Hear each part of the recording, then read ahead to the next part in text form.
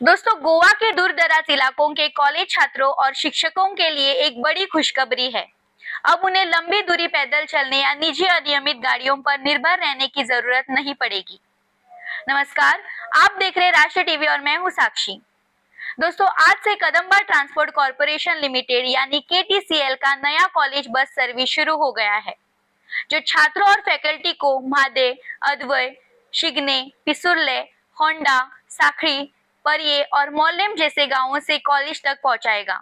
इस बस सेवा का उद्घाटन KTCL के GM Mahendra Pednekar, depot manager Bikachi Farte, DOE के project state coordinator Gajanan Desai और स्थानीय जनप्रतिनिधियों की मौजूदगी में हुआ।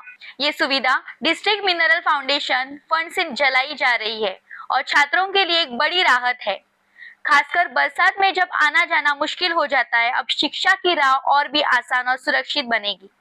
ऐसी ही जरूरी खबरों के लिए जुड़े रहिए राष्ट्रीय टीवी के साथ और चैनल को सब्सक्राइब करना बिल्कुल भी ना भूलें। धन्यवाद।